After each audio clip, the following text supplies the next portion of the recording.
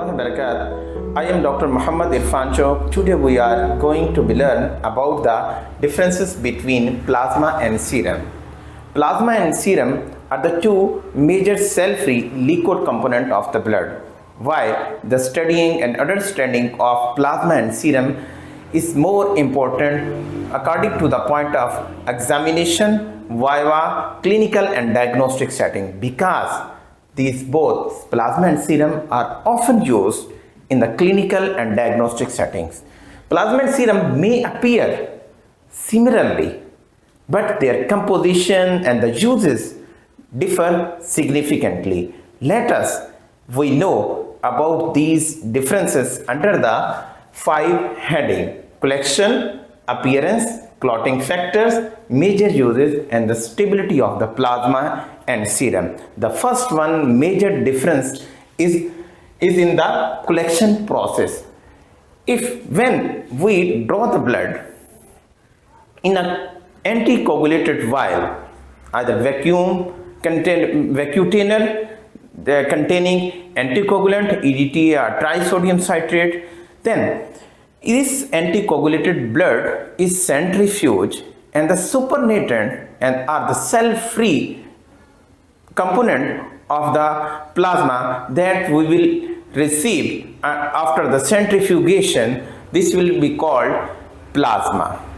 If we draw the blood in a plain test tube, or we draw the blood in a gel containing vacuum, then centrifuge the clotted blood, that blood is naturally clot.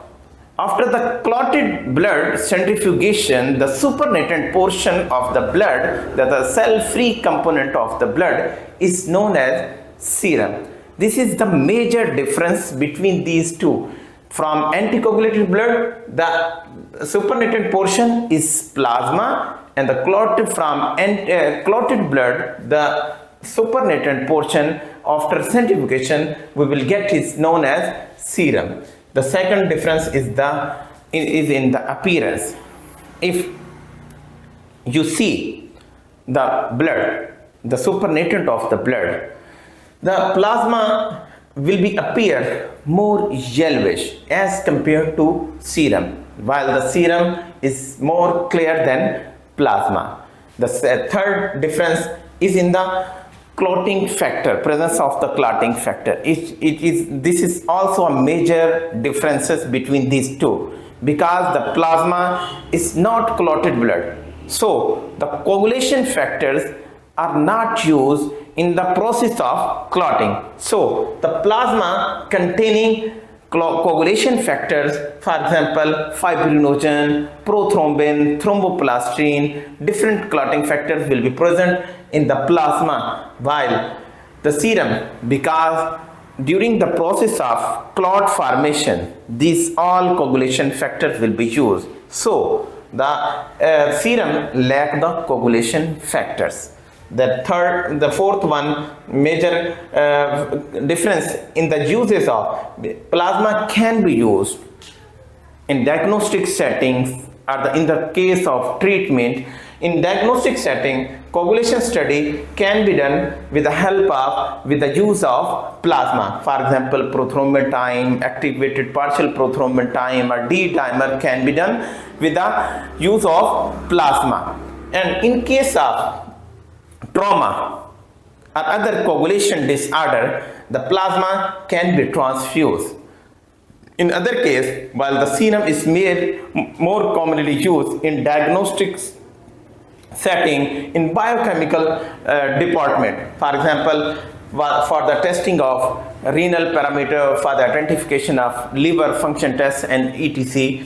And in case of serological testing, where antigen and antibodies reactions occur, for example in case of CRP, C-reactive protein and rheumatoid arthritis factor, their serum is more suitable for these identifications. The fifth one is differences in the stability.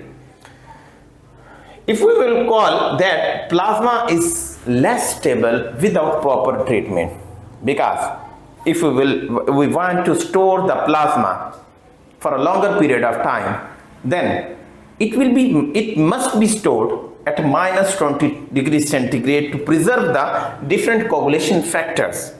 While the serum is more stable, it's not required the too much precautionary measure for long period of time preservation. Now, we understand that these plasma and the serum both are dispensable in medical sciences. Each serve a unique role in diagnostic and clinical settings. Plasma coagulation factors make it more suitable for coagulation related study and the treatment, while the serum clear compositions make it more suited for biochemical and immunological assay. If there is any query or any questions, you can ask me in a comments box. Allah Hafiz.